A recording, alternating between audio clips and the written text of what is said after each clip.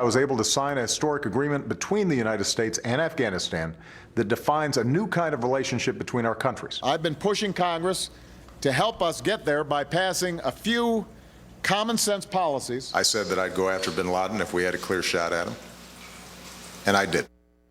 Aye. And according to them, bragging triggers the same pleasure in the brain as food and money. So does this give the okay to brag? Joining us now is Fox News contributor and psychiatrist, Dr. Keith Ablow. Doc, nice to see you this morning. Great to see you. So what is it about bragging that is so delicious?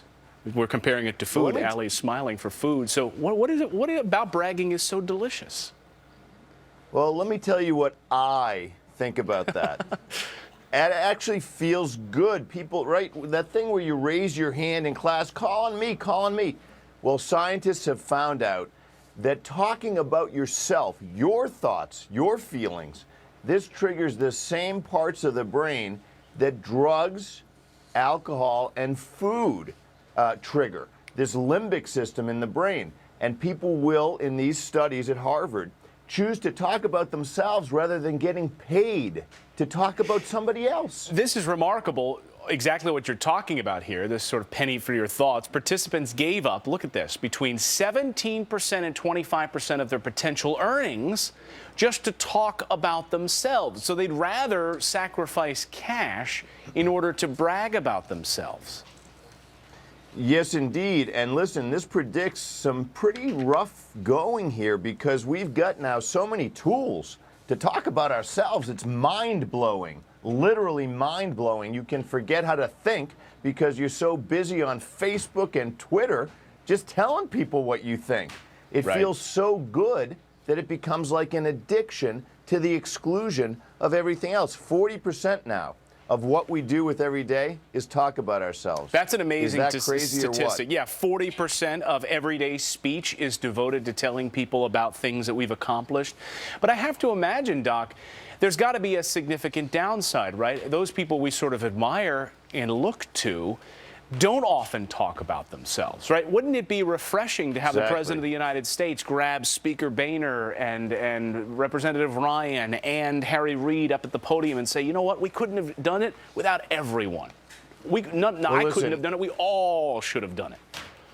A quick excursion into Obama land. This is, of course, the first internet president. This is someone who likes to be on men's fashion magazines. This is somebody who was addicted to marijuana, apparently, at one time in his life. So this is a different kind of guy. He's at the end of the line in terms of narcissism, it looks like. But look, all of us want to be reflective. We want to think about the world, what should happen with others as well, be there for our families and our kids. And this me notion is a kind of drug.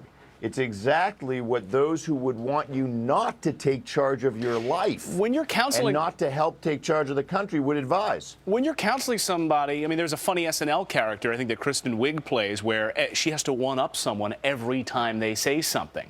They say something, she says, well, I went to camp also, or I had to go to...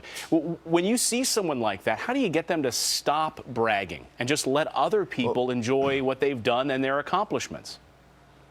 Here's the thing. People who brag, who do it incessantly, are people who have deep questions about their worth, their self-esteem. Because if you didn't, you'd be very quiet, you'd listen, you'd wait for people to come to you, and you'd surprise them. They'd say, hey, have you done anything with your life? Well, actually, I won the Pulitzer Prize, but it's not. In other words, those self-effacing people are the really powerful ones. The people with deep spiritual values as well. There's a famous quote, I don't know who said it, but I love it. Those for whom God is dead worship each other. We might also say those who have no spiritual core worship themselves. Yeah. Fascinating stuff, Doc, and I appreciate it. I'm sorry I have to cut you off, but I've got more talking to do, so I can't continue. No, wait, no, I have more to say. No, I'm sorry, Doc. I've got to hear myself talk.